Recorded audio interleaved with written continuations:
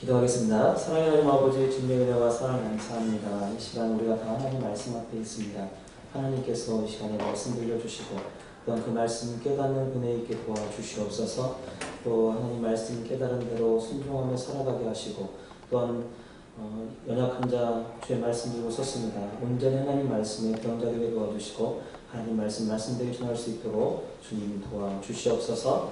감사드리며 거룩하신 주 예수님 이름으로 기도합니다. 아멘. 할렐루야. 제가 제 큰딸이 올해 중학교 1학년이 되었습니다. 그래서 여지껏 그 초등학교 다닐 때는 아이들이 그 성적이 얼마나 되는지 몰라요. 요즘 초등학교는 점수가 나오지 않습니다. 그래서 내가 얼마나 공부를 잘하는지 공부를 못하는지 잘 알지 못해요. 그러다가 중학교에 딱 올라가니까 이제 다 모든 것이 다 성적으로 나오더라고요. 한 번은 시험을 끝나고 와서 중간고사를 끝나고 와서 막 우는 거예요. 이걸 왜 우냐? 그랬더니 수학을 망쳤대요. 그래서 도대체 수학을 얼마나 망쳤나라고 제가 딱 들어가서 봤더니 가더라고요. 가. 수원이란 가. 그 소리를 딱 듣는 순간에 여지껏 아무 생각이 없다가 우리 딸이 수학을 이렇게 못하는구나 라는 생각이 드는 순간에 얼마나 마음이 속이 상하는지. 저는 원래 목사기 때문에 성경에 대해서 별 생각을 안 하거든요. 왜냐면 하나님이 다 책임지시는 걸 알기 때문에. 그래서 아이들한테도 공부해라 그런 얘기도 안 했습니다. 그리고 왜냐면 제가 많은 사람을 상대해 보니까 꼭 공부를 잘해야만 사람이 살아가는 건 아니더라고요. 공부를 잘 못해도 또 잘 살고 또 공부를 잘한다고 잘 사는 것도 아니고 공부를 또 못한다고 해서 못 사는 것도 아니고. 제 친구들 보면 그 공부를 그 당시에 못했기 때문에 사업을 해서 더 크게 돈을 버는 사람이 있고요.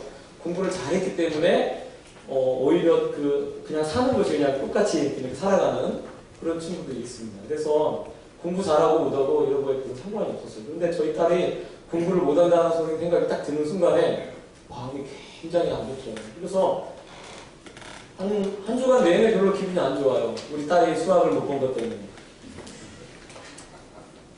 목사가 성도가 뭐 이렇게 기도를 안 나오고 이런 것 때문에 기분이 나쁜 게 아니라 우리 딸이 수학을 가 맞은 것 때문에 마음이 너무 아픈 거예요. 그런데 나머지 과목은 다 습니다. 그거 하나만 가는데 그것 때문에 마음이 아파가지고 제가 일주일을 별로 기분이 안 좋더라고요. 근데 또 이번에 기말고사 봤잖아요. 기말고사 봤더니 이번에는 수학이 미예요. 나머지는 다 수인데. 근데 기분이 또 안 좋은 거예요. 미 맞은 것 때문에. 그래서 내가 내가 참 마음이 참 이렇구나. 내가 요거밖에 안 되는구나 사람이. 그 생각이 들었습니다. 근데 사실은 이게 아버지의 마음이 아닌가라고 생각이 들어요. 아버지니까 딸이 기분 나빠하면 나도 똑같이 기분 나쁜 거예요. 딸이 기분이 좋으면 아버지니까 나도 왠지 모르게 기분이 너무 좋은 거예요. 오늘 말씀에 보면 이 다윗이 자기의 아들인 압살롬이 죽었습니다. 압살롬이 요압에 의해서 죽임을 당했어요. 압살롬을 우리가 성경에서 보면 다윗을 대적하고 자기 아버지를 대적해서 자기 아버지를 죽이려고 했던 아들이 바로 압살롬입니다. 그런데 압살롬이 죽으니까 다윗이 굉장히 슬퍼합니다. 그러면 성경에서 보면 다윗이 아들이 죽었던 것이 이번이 처음이 아닙니다. 그의 첫 번째 그 아들의 죽음은 이 밧세바하고 사이에서 태어난 아들이 어렸을 때 죽게 되죠. 그때는 일주일을 금식을 합니다. 금식을 하고 슬퍼하는 척합니다. 하나님 앞에서. 그리고 암논이 죽었을 때 두 번째 그의 사실은 장자였던 암논이 죽었을 때도 잠깐 그때 땅에 무릎 꿇고 무릎 엎드리고 그러고 말아요. 물론 그 아들의 죽음에 대해서 슬퍼했을 거예요. 그러나 압살롬이 죽으니까 다른 아들들의 죽음보다도 더 가슴을 치며 더 아파하고 있습니다.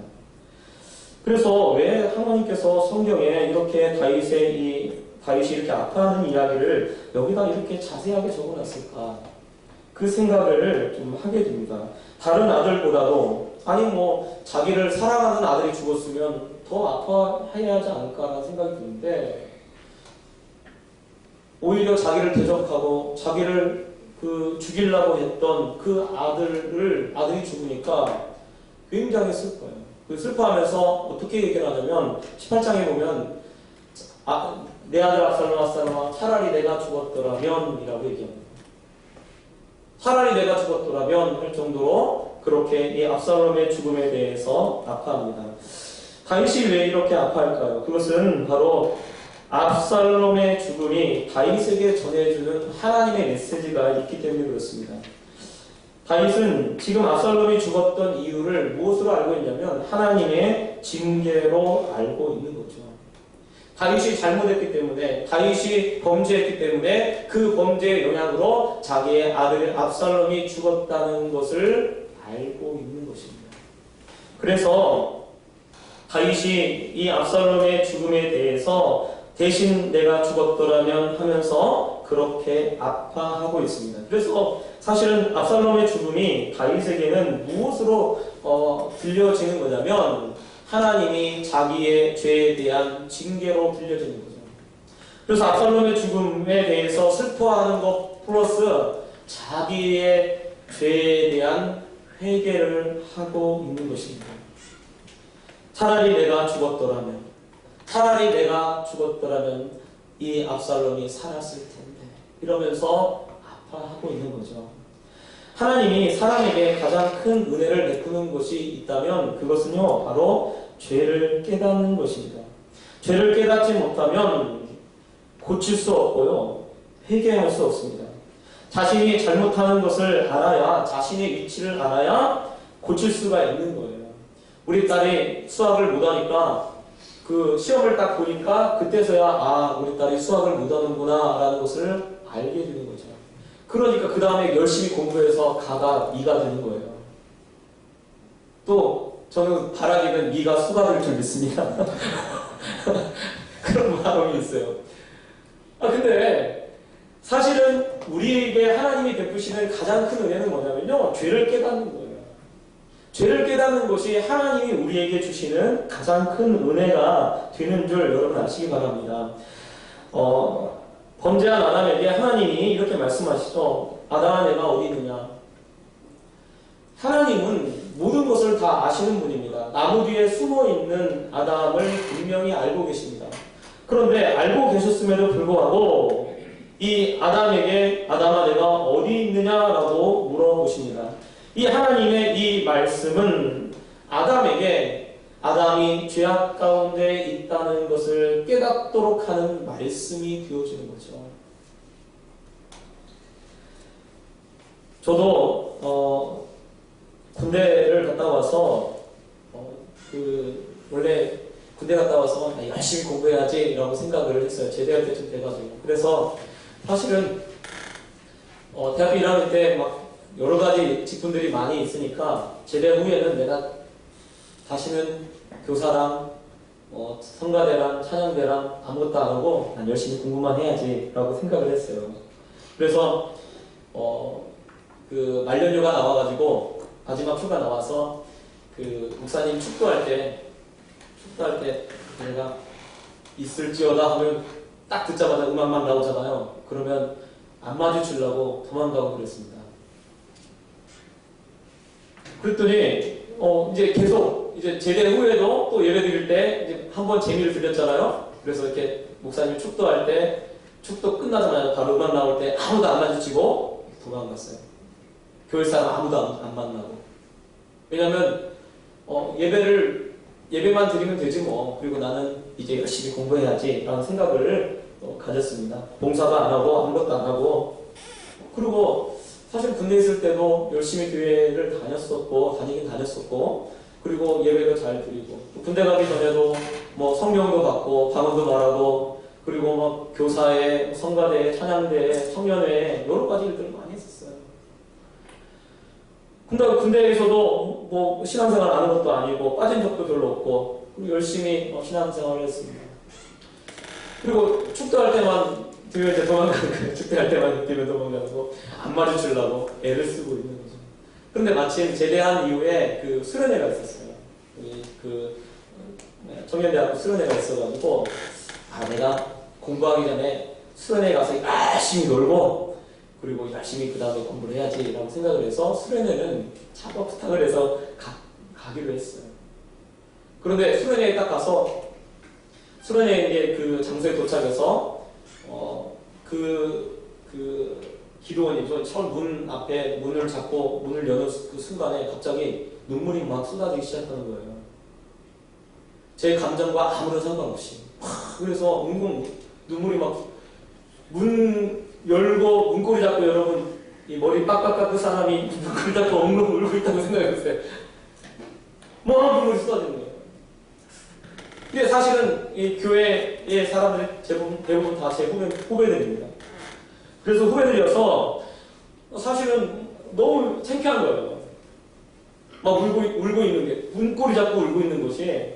그래서 빨리 저 앞으로 가야지 하고 이 문을 빨리 닫고 이 짐을 들고 그 기도원의 제일 앞자리 쪽으로 갔어요. 왜냐면 뒤에서 울고 있으면 우는 거 다 볼 거 아니에요. 창피하니까 앞으로 가서 무릎을 꿇고 이렇게 얘기하는 거죠. 또 왜 울어? 야, 너 놀러 왔잖아. 저한테 막 그렇게 얘기를 하고 있었던 거예요. 그런데 갑자기 하나님의 말씀이 들립니다. 내가 너를 새롭게 하리라. 깜짝 놀라서 이게 왜 이렇게 말씀하시는가 라고 하는 그 순간에 하나님이 제 모습을 싹 보여주는 거예요. 제 모습을 보여주는데 여러분 내가 신앙생활 열심히 했고 또 열심히 봉사도 했어요. 교회 군대에서도 그래도 신앙생활 잘 했습니다. 빠지지 않고. 다만 목사님 축도할 때 도망간 것밖에 없어요. 그런데 그 잘못한 것 중에 도망간 것도 보여주시더라고요. 이렇게 목사님 안 가르치고 도망가요. 그래서 축도할 때 도망가시면 안 돼요. 우리 교회도 보면 개척교회니까 오셨다가 이제 축도할 때 많이 이렇게 가십니다. 축도할 때. 그래서 축도 끝나면 사라져요. 근데 아니가 축도 끝날 때 그 사라지는 그 모습까지, 제 모습까지 다 보이는 거예요. 그런데 정말 제가 엄청난 죄인이라는 것을 깨달았어요. 아니 하나님을 믿고 하나님을 사랑하고 또 하나님이 원하시는 대로 여지껏 봉사도 하고 또 성경도 막 열심히 읽고 그렇게 했었는데 정말 하나님이 내 모습을 비춰주는 그 순간에 내가 죄인이라는 걸 깨달았습니다. 그래서 제가 왜 울었냐면 내 영혼이 울고 있었다는 걸 알았어요. 그리고 그때는 이제 진짜 감정이 실려가지고 우는 거죠. 그리고 하나님한테 맡겼어요. 하나님 왜 인제 오셨어요? 왜 인제 나한테 오셔가지고 왜 이제 이렇게 말씀하셨어요? 처음부터 죄 짓기 전에 오셔가지고 얘기하면 제가 이러지 않을 거 아니에요. 그리고 나서 제 모습을 막 다 보여주시는데 너무나 더러운 거예요. 그래서 하나님 나를 어떻게 새롭게 하신다는 것입니까? 하나님 늦었습니다. 제가 그랬어요. 그랬더니 하나님 그러셔요. 보라, 네가 이 산에서 내려갈 때 내 마음이 어떻게 달라진가 봐라. 그 수련회 4박 5일 동안에 엉엉 울기만 했습니다. 정말 이 4박 5일 동안에 제가 했던 거는 뭐냐면 회개기도밖에 없어요. 4박 5일을 거의 회개기도만 하고 그러고 내려왔어요. 왜냐하면 그 시간마다 나의 더러운 모습, 나의 잘못된 모습을 하나님이 계속해서 비춰주신 거예요.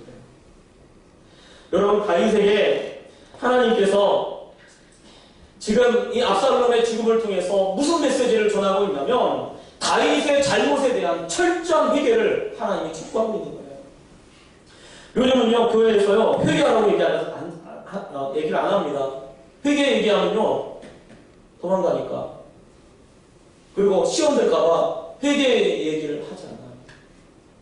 한 번은 전에 전도사 시절에 그 목사님하고 같이 앉아 있는데 전도사 때 담임 목사님들 전화가 왔어요. 그리고 전사 막 그 담임 목사님이 아니에요 집사님 아니에요 그런 얘기가 아니에요 막 그렇지. 그리고 끊고 나서 물어봤어요.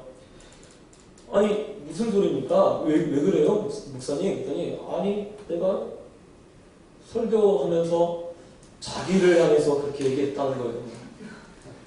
자기를 어떻게 목사님이 자기를 향해서 그렇게 대놓고 이야기할 수가 있습니까? 라고 하면서 막 따지듯이 막 전화를 한 거예요. 그런데요, 지금 한 10몇 년이 지나니까요, 그분이 사모님이 됐어요? 그래서 제가, 야, 하나님도 참 감사하시다. 왜냐면, 분명히 그것도 겪을 거예요. 근데, 사실은, 그러니까요, 우리가, 목사님 때 따지면 안 돼요. 따지면 사모님 됩니다. 하나님 또 그렇게 만드시더라고요. 제가 보니까. 아니, 사실은 교회에서요, 회개하라고 하는 것이 사실 가장 큰 은혜입니다. 나의 잘못을 깨닫게 하고, 나의 위치를 깨닫게 하고, 내 모습이 어떤 모습인지를 알게 해주는 것이, 그것이 진짜 하나님의 말씀이죠. 그래서 예수님 앞에 나온 사람들 대부분이, 예수님을 만난 사람 대부분이 무엇을 깨닫습니까? 주여 나는 죄인입니다. 베드로도 은혜를 깨닫고, 은혜를 알고 나서, 그가, 깊은 곳에 금을 던져라 해서 깊은 곳에 가서 금을 던졌어요. 던져고 났더니 거기 엄청난 고기가 잡혔습니다. 그러니까 그가 바로 깨닫는 것이 뭐냐면 하나님 앞에 있다는 걸 알고 나서 주여 나는 죄인입니다. 라고 합니다. 하나님을 만난 사람들 대부분 가장 큰 은혜가 무엇이었냐면 자기의 죄를 깨닫는 거예요. 자기의 죄를 깨닫는 것이 진짜 큰 은혜입니다. 하나님께서 왜 다윗에게 이렇게 슬퍼하시게 하시고 또 그의 압살롬을 죽음에까지 이르도록 그렇게 만듭니까? 그것은 다윗을 사랑하시기 때문에 다윗이 새롭게 시작하도록 하기 위해서 철저하게 회개하도록 하는 것입니다. 여러분, 철저한 회개 없이 어떻게 새롭게 시작할 수 있겠습니까? 새로운 시작을 위해서 하나님은 회개의 마음을 우리에게 보여주시는 것이고요. 또 말씀을 통해서 우리가 깨닫도록 하는 것입니다. 예수님이 바리새인들을 책망하죠. 회치가 묻어온다. 독사의 자식들아. 막 이렇게 얘기를 해요. 그걸 보면서 아유 그래 참 욕먹을 짓 했네. 여러분 사실은요 바리새인들, 서기관들 욕먹을 짓 별로 하지 않습니다. 굉장히 말씀대로 살아가는, 우리보다 더 말씀대로 살아가는 사람들이에요. 그러니까 그 사람들은 하나님 앞에 기도할 때도 어떻게 기도하냐면 주여 나는 저 세례와 같지 않습니다. 하나님을 감사합니다. 하나님 일주일에 2번 금식하고 11조를 내고 그렇게 하면서 하나님 앞에 그렇게 이야기를 하죠. 그런데 그런 사람들에게 주님이 독서를 퍼부으면서 그 사람들도 회개하도록 그렇게 부르시죠. 왜 그들에게 그렇게 하냐면 그의 죄들을 깨닫게 하기 위해서 그들을 사랑하기 때문에 회개하도록 부르고 계신 것입니다. 죄를 깨닫지 못하면 전혀 고칠 수가 없기 때문에 하나님께서 다윗을 고치기 위해서, 때로는 하나님께서 우리를 고치기 위해서 회개로 부르시는 줄 여러분 아시기 바랍니다. 또 오늘 다윗이 슬퍼하는데 다윗이 슬퍼하기 전에 슬퍼하기 때문에 전쟁에서 승리하고 돌아온 사람들도 슬퍼하면서 돌아오죠. 그런데 우리가 보면 다윗이 참 너무하는 거 아닌가. 아니 자기를 위해서 싸웠던 사람들이 돌아왔는데 기뻐하지도 못하고 승리했는데 승리한 거에 대해서 기뻐하지도 못하고 돌아오잖아요. 그러면 우리가 보면서 이거 참 너무하는 거 아닌가 라는 생각이 들어요. 그런데 여러분 이 전쟁의 성격을 한번 생각해 보셔야 돼요. 이것은 아버지와 아들이 싸웠습니다. 그리고 형제들끼리 싸웠습니다. 만약 아버지와 아들이 싸워서 아버지가 이겼어요. 아버지가 이겼으니까 우와 승리했다 아버지가. 그러면 철없는 아버지죠. 예전에 인간극장 비슷한 그런 프로그램에서 어떤 걸 봤는데요. 아버지가 교통사고를 당했어요. 아버지가 교통사고를 당해서 머리를 다쳤는데 정신 연령이 4살 수준인 거예요, 아버지가. 근데 아이하고 같이 이제 밥을 먹다가 아이가 계란말이를 아이가 하나 더 먹었어요. 그랬더니 아버지가 싸대기를 탁 때리는 거예요. 왜 내 거 먹냐고. 그 순간 제가 머리를 다치니까 저렇게 되는구나. 보통 정상적인 아버지라면 그렇게 하겠습니까? 자기 아들이 더 많이 먹었다고 해서 화를 내거나 그렇게 하겠습니까? 어쩌면 다윗이 이렇게 아파하는 것이 당연한 것입니다. 형제들끼리 싸워서 이긴 그 전쟁에서 형이 이겼다고 승리했다고 기뻐한다면 그것이 과연 칭찬받을 만한 일이겠습니까? 절대로 그렇지 않습니다. 그러면 왜 다윗이 이렇게 슬퍼하고 있습니까? 다윗이 압살롬의 죽음에 대해서 다윗만 슬퍼하고요. 사실은 백성들은 조심조심하고 있고요. 요압은 막 화를 냅니다. 그래서 우리가 말씀 보면서 요압이 좀 오랜만에 제대로 된 소리를 하는구나 라고 생각을 할지 모르겠어요. 그러나 남이기 때문에 그렇습니다. 압살롬은 다윗에게 남이 아니고 아들이죠. 남이 아니라 아들이기 때문에 그는 슬퍼합니다. 여러분, 이것은 정확하게 하나님께서 우리를 어떻게 사랑하시는지를 다윗의 슬픔을 통해서 보여주고 있는 것입니다. 하나님은요, 악인의 죽음을 기뻐하지 않습니다. 그래서 에스겔서 33장 11절에 나의 삶을 두고 맹세하노니 나는 악인이 죽는 것을 기뻐하지 아니하고 악인이 그 길에서 돌이켜 떠나 사는 것을 기뻐하노라 라고 말씀하고 있어요. 절대로 하나님은요, 악인이 죽는 것을 기뻐하지 않습니다. 우리가 보면 압살롬은 죽어 마땅한 사람이죠. 왜냐하면 자기의 아버지를 대적하고 자기 아버지의 아내들을 범하고 그리고 아버지를 쫓아서 아버지를 죽이려고 했던 사람입니다. 그리고 자기 형제도 죽였어요. 이렇게 악한 사람이죠. 그래서 우리가 보면 압살롬 잘 죽었네, 참 죽어 마땅한 사람이다 라고 하는데, 그러나 다윗은 그러지 않아요. 그날은 하나님도 그렇지 않다는 것입니다. 압살롬은 누구의 자손입니까? 다윗의 자손이에요. 사실은 압살롬은 다윗과 원수였던 관계였죠. 그러나 다윗이 압살롬의 죽음을 슬퍼하는 것처럼 하나님도 바로 아무런 상관없는 그 사람들의 죽음을 결코 기뻐하지 않습니다. 마치 압살롬이 죽은 이유가 무엇입니까? 그것은 아마 다윗의 사랑을 알지 못하기 때문에 죽는 거예요. 만약 이렇게 자기 아버지가 자기를 이렇게 사랑하는 줄 알았다면 대적을 했겠습니까? 여러분, 오늘날 얼마나 많은 압살롬들이 있는지 몰라요. 하나님을 알지 못하는, 하나님의 사랑을 알지 못하기 때문에 하나님을 대적하고 하나님을 알지 못하기 때문에 죄악 가운데 빠져 사는 그런 사람들이 얼마나 많은지 모릅니다. 우리도 예전에 로마서 5장 8절에 보면 우리가 아직 죄인되었을 때에 라고 되어 있어요. 우리도 그 전에는 죄인이었어요. 그리고 10절에는 또 죄인이라고 얘기 안 하고 원수라고 얘기합니다. 우리가 하나님과 원수가 되었었어요. 우리도 다 하나님 앞에 죄인이었고요. 우리도 다 하나님을 알지 못했던 압살롬과 같은 그런 사이였습니다. 그런데 이 압살롬조차도 하나님은 사랑하고 계신 거예요. 압살롬조차도 그의 죽음에 대해서 슬퍼하고 있고 아파하고 있다는 것을 우리가 알아야 합니다. 그러므로 사실은 하나님은 얼마나 우리를 사랑하시겠습니까? 지금은 하나님을 사랑한다고 나와 있고 이렇게 나와서 하나님 앞에 찬양을 하고 그 하나님의 사랑을 찬송하고 있는 우리를 얼마나 사랑하겠습니까? 압살롬도 하나님이 사랑하시는데 하물며 우리는 얼마나 더 사랑하시겠습니까? 또 우리 주변에 압살롬과 같이 하나님의 마음을 알지 못하고 하나님의 사랑을 알지 못하는 그 사람들이 우리 주변에 많이 있습니다. 하나님이 왜 이렇게 프루덴셜이라고 하는 회사에 들어오게 하고 또 여러 회사에 들어오게 해서 또 많은 사람들을 만나게 하고 이렇게 관계를 맺도록 하겠습니까?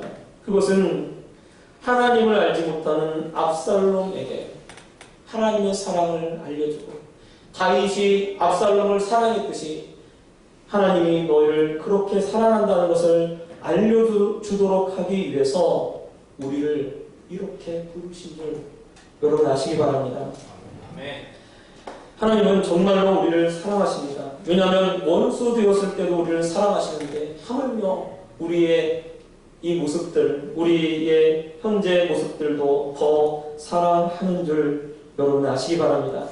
또 슬퍼하는 다윗에게 요압이 가서 요압은 독서를 퍼붓습니다. 사실은 독서를 퍼붓는 이유는 다윗에게 충성해서가 아닙니다. 왜냐하면 이 슬픔이 계속되면 압살롬을 죽인 사람이 바로 요압이에요. 그러면 이 정치적으로 이 왕을 슬프게 했던 사람이 누구냐라고 하는 비난의 화살이 요압에게 쏟아지는 거예요. 그렇게 되면 요압이 여론이 잘못해서 형성되면 자기에게 어려움이 닥치게 되니까 다윗을 찾아가서 단판을 짓고 있는 것입니다. 그런데 저는 이 하나님께서 다윗에게 지금 독서를 퍼붓고 있는 요압을 통해서 다윗이 슬픔을 떨쳐버리고 그리고 자기 자리로 돌아오도록 하고 계시는 하나님의 손길로 느껴져요. 즉 요압은 악한 의도로 자기의 이익을 위해서 했던 그 일을 통해서 이야기했지만 결국은 하나님은 그것조차도 사용해서 다윗을 제 자리로 돌아오도록 그렇게 만들고 계십니다. 여러분요, 우리에게 독서를 퍼붓고 우리를 힘들게 만들고 그 하는 사람들이요 하나님의 손길이 되는 줄 여러분 아시기 바랍니다. 옆 사람 인사 나누겠습니다. 하나님의 손길이었습니다. 시작. 왜? 제자리로 돌아오라고. 제자리로 돌아오라는 하나님의 손길이었습니다. 그래서 이 말씀을 보면 징계조차도 하나님께서 다윗을 회복시키는데 사용하고 있어요. 요압이라는 회초리로 다윗을 다시 그 자리로 돌아오도록 그렇게 만들고 있습니다. 그래서 사실은 오늘 이 사무엘하 19장에서 무엇을 얘기하냐? 바로 하나님의 사랑이 얼마나 큰지를 우리에게 들려주고 있습니다. 여러분, 하나님은 우리를 사랑하시고 그리고 우리를 회복시키시기를 원하십니다. 그래서 우리가 그 죄를 직면하게 하고 그리고 그 죄에서 돌이키도록 하기 위해서 때로는 징계하시고 또 이렇게 독서를 퍼붓는 사람도 옆에 두어서 하나님 품으로 더 가까이 나아오도록 이끌고 계신 것을 여러분 아시기 바랍니다. 그리고 나를 사랑하신 그 하나님의 그 사랑의 그 마음을 깨닫고 하나님을 더욱더 사랑하는 그리고 아버지를 기쁘게 하는 그런 우리 성도들 되시길 예수 부탁드립니다. 기도하겠습니다. 사랑의 하나님 아버지, 주님의 은혜와 사랑 감사합니다. 우리를 사랑하여 주시고 늘 우리와 함께하고 계신 줄 믿습니다. 하나님 아버지, 우리를 사랑하셔서 우리의 잘못된 것을 깨닫게 하시고 또 주 앞에 회개하게 하여 주시고 돌아오게 하여 주심을 감사를 드립니다. 또한 우리를 원수 되었을 때 사랑하셔서 부르셔서 이렇게 하나님의 사랑을 깨닫게 하여 주시고 또한 우리 주변에 아직도 하나님의 사랑을 알지 못하는 사람들을 붙여주셔서 하나님 품으로 이끌라고 우리에게 귀한 직분을 맡겨주신 줄 믿습니다. 우리가 정말 하나님이 기뻐하는 하나님이 원하는 사람들이 되게 하여 주시옵소서.